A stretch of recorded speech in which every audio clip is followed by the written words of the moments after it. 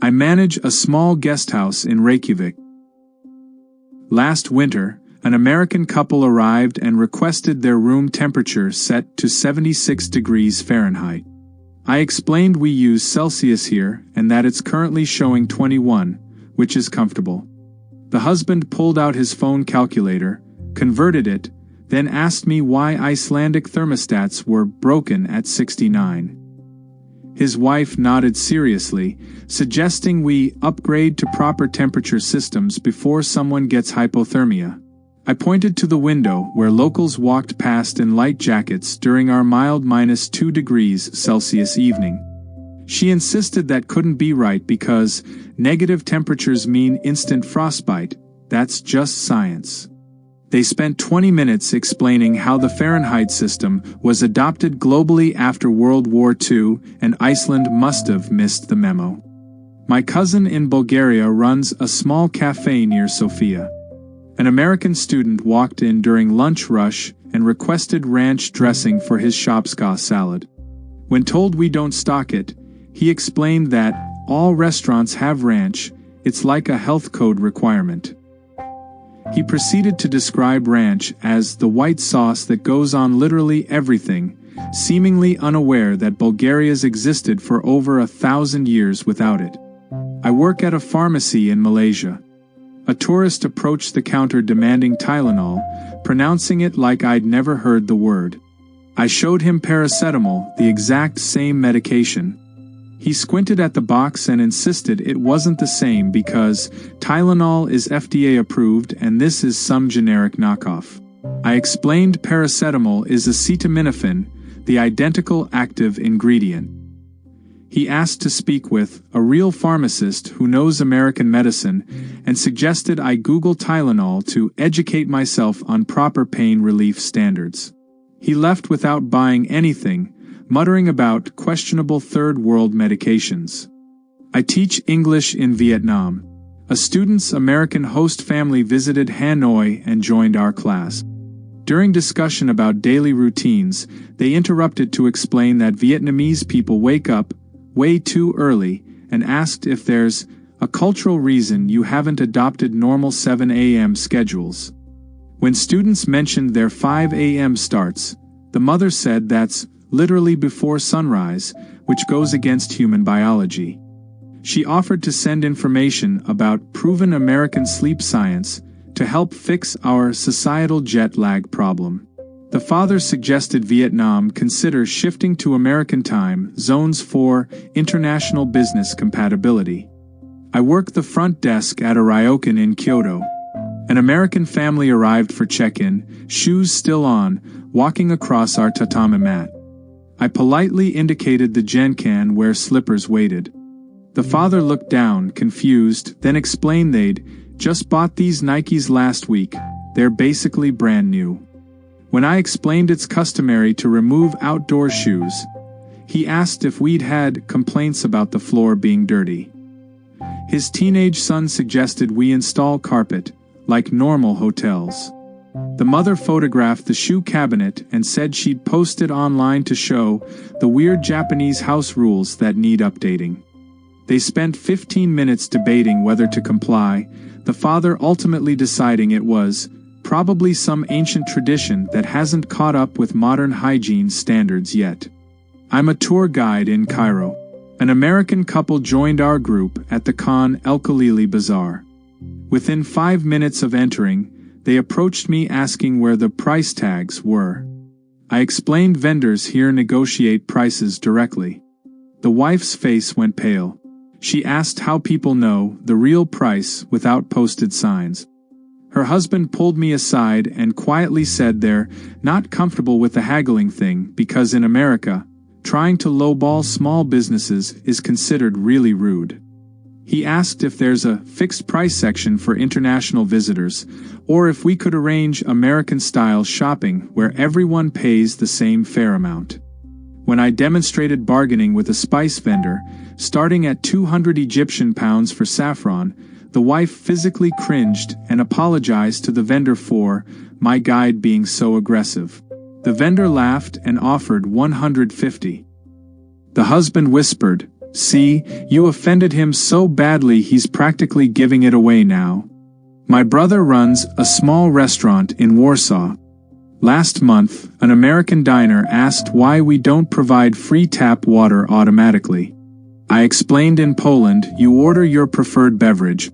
She responded that hydration is a human right and restaurants in developed countries provide complimentary water as standard practice. When offered bottled mineral water from our menu, she asked if we're trying to profit off basic survival needs.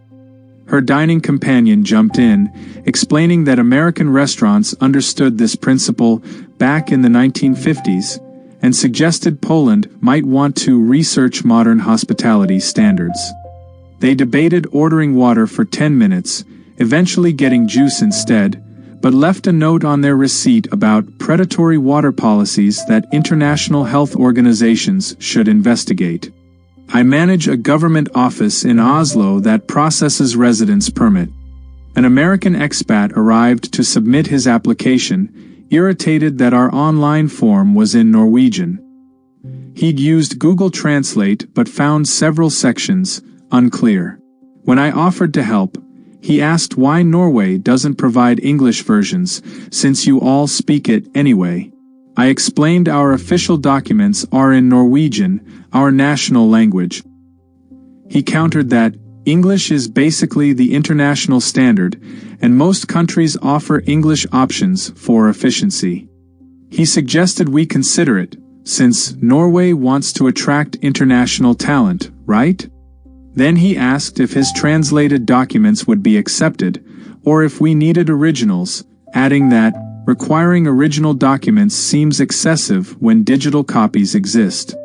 When I confirmed we need certified originals, he asked if Norway had considered streamlining bureaucracy like developed nations. I'm a ticket agent at Chhatrapati Shivaji Terminus in Mumbai. An American tourist approached my counter during evening rush, asking for a ticket to the north side of the city. I asked which station. He didn't know, just north. I explained Mumbai's suburban network has dozens of northern stations. He showed me a hotel address on his phone, zooming in and out on the map, saying, "It's right there, you can see it."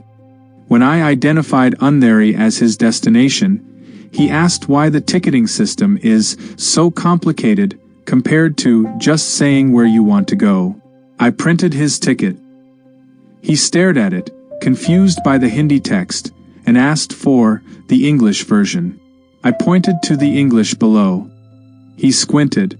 "This says Andheri, but you wrote it weird." I explained that's the station's name. He asked if stations have normal names like North Station so foreigners can navigate easier. Before leaving, he suggested digitizing the whole system like New York did to make it internationally accessible. I'm a barista in Melbourne. An American ordered a latte, then returned to the counter 2 minutes later asking where the sugar and cream station is. I explained we don't have one, but I can add sugar or milk to his drink. He seemed baffled, saying, "I need to customize it myself. That's like the whole point of coffee shops." When I offered to make adjustments, he said it's weird to ask the barista to do that, and wondered if Australian cafes had caught up with the self-service model. He insisted American coffee shops figured out decades ago that customers want control over their drinks. His friend suggested maybe Australia doesn't have the technology for pump dispensers. After I remade his drink with 2 sugars and extra milk, he left confused about why Aussies prefer the old-fashioned way. My sister works at a small family restaurant in Naples. An American couple ordered spaghetti carbonara and immediately asked for Parmesan cheese. She explained carbonara traditionally uses pecorino romano, already included. The husband said, "We like Parmesan better, it's sharper." When she politely declined, saying the chef prepares it authentically, his wife asked to speak with the owner. My sister is the owner's daughter. The wife explained that customer preference should override tradition, and suggested that Italy update its food rules for international tourists. The husband added that America figured out Italian food is better with Parmesan on everything, you guys should try it. They ate in silence, then left a review stating the restaurant refuses to accommodate basic requests and needs to learn from American Italian restaurants about proper service. I work at a beach resort restaurant in Phuket. An American family ordered pad thai and several curries. When their food arrived, they immediately asked for forks. We provided them along with the standard spoon and fork setup. The father examined them and asked, "Where are the knives?" I explained Thai cuisine doesn't typically require knives since dishes are pre-cut. He looked at his wife, concerned, then asked how they're supposed to properly eat without a full utensil set. The mother suggested maybe Thai restaurants don't use knives because the food isn't prepared as carefully. Their teenage daughter asked if she could just use chopsticks instead, like Asian people do. I explained chopsticks aren't traditional for Thai food. She seemed disappointed, saying she'd seen it in movies. The father requested we bring knives anyway, for the authentic experience, then spent 10 minutes trying to cut curry with a steak knife. I'm a server at a traditional bistro in Lyon. An American couple finished their meal and sat waiting. After 20 minutes, the man caught my eye, making a writing gesture for the check. I nodded and continued serving other tables. 5 more minutes passed. He flagged me down, asking if I forgot. I explained I'll bring it shortly. He asked why it's taking so long for just a piece of paper. His partner mentioned that in America, servers bring checks pretty much right after the last bite. When I delivered it another 10 minutes later, he asked if this delay is normal here. I confirmed French dining is leisurely, people sit as long as they wish. He calculated a tip, muttering that American servers are way more attentive and maybe that's why they earn better tips. His partner agreed, saying the slow service model explains why French restaurants aren't popular internationally. They left exact change. My aunt owns a small breakfast place in Copenhagen. An American tourist ordered coffee and pastries, then immediately asked for a refill. She explained refills aren't included. He laughed, thinking she's joking. When she didn't smile back, he said, "Wait, seriously?" and explained that free refills are standard in any restaurant. She offered to sell him another coffee. He asked to speak with management. My aunt is management. He suggested she look into how American diners operate, where keeping customers caffeinated is hospitality 101. When she didn't budge, he asked if Denmark has laws against refills, or if it's just a money thing. His companion chimed in, noting this is probably why Scandinavian countries have such high coffee prices, inefficient business models. They nursed their single cups for an hour, discussing how American restaurants figured out the refill system increases customer satisfaction and repeat business, like basic economics. I drive a taxi in Dublin. An American couple got in and said, "Take us downtown." I asked which street or landmark. They looked confused, repeating, "Just downtown, the main area." I explained Dublin Center is large with many destinations.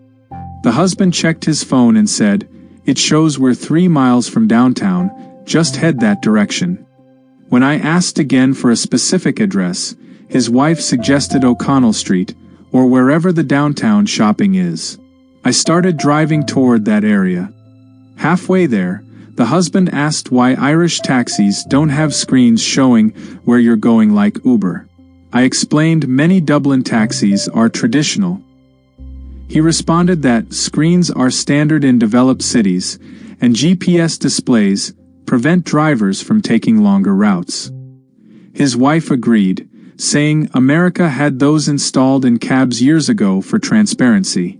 When we arrived at O'Connell Street, they asked why the fare seemed high for 3 miles. I explained Dublin rate. The husband muttered something about unregulated foreign taxi industries. I work at a cable car station in Rio de Janeiro. An American tourist approached the ticket window for Sugarloaf Mountain, then immediately asked if we accept dollars.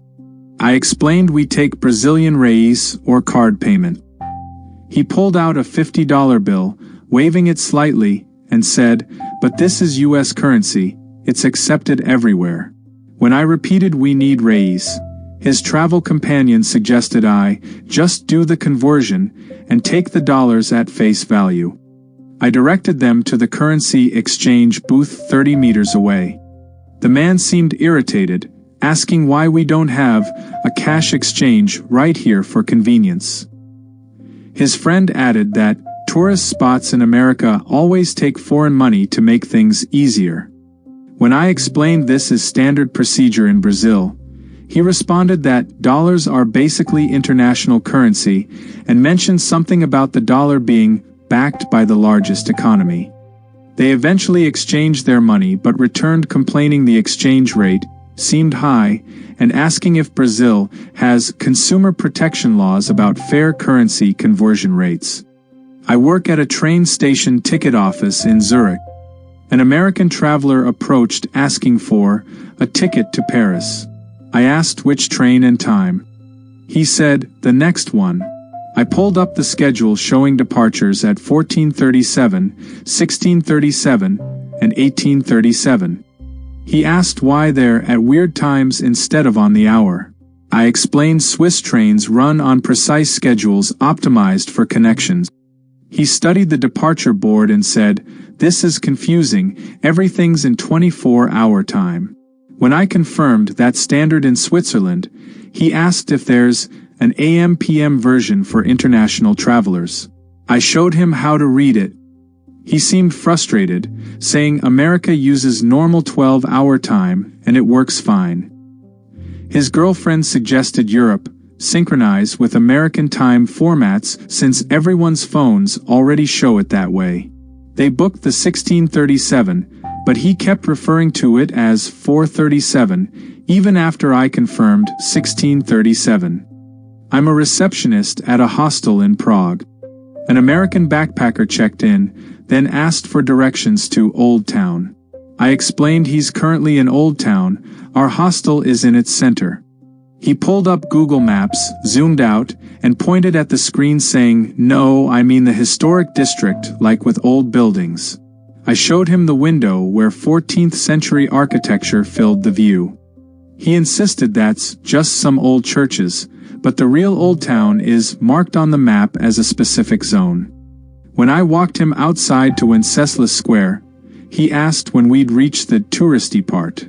I gestured around at the crowds, historic buildings, and monument.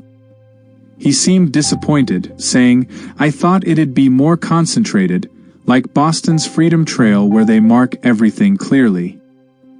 His travel partner added that America's better at organizing historic sites so tourists know where to go. They wandered off, still checking their phone for the real Old Town. I run a small shop in Marrakesh. An American tourist entered and greeted me in slow, loud English. "Hello. Do you speak English?" I responded yes, normally. He seemed relieved, continuing at the same volume. "Great.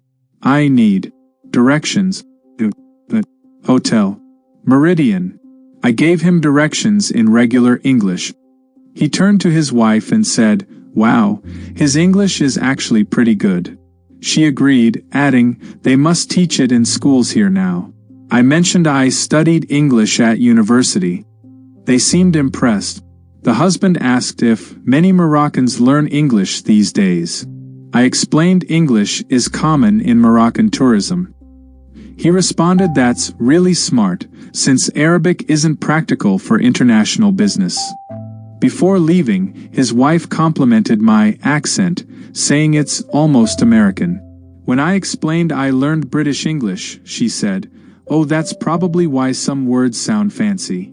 The husband suggested I watch more American TV to sound more natural. I work at a museum in Stockholm.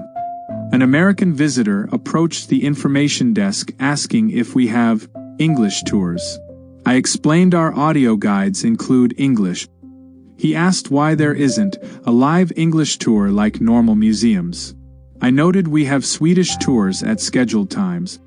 He seemed confused, asking, but how are tourists supposed to understand the exhibits? I gestured to the audio guide display featuring 8 languages. He examined them, then said, "It's weird that Swedish is the default when most tourists probably speak English." His companion agreed, noting major museums internationally use English for accessibility. When I explained this is a Swedish museum in Sweden, he responded that most countries have adapted to English-speaking tourists by now. He rented an audio guide but mentioned a real tour guide would be better for international visitors. Before leaving, he suggested we consider hiring English-speaking guides full-time since Sweden wants tourism dollars. I'm a park ranger in Banff. An American couple approached asking why trail signs show kilometers. The husband explained they drove from Montana and expected consistent measurement systems in North America. When I noted Canada uses metric, his wife asked when that changed. I explained Canada adopted metric in the 1970s.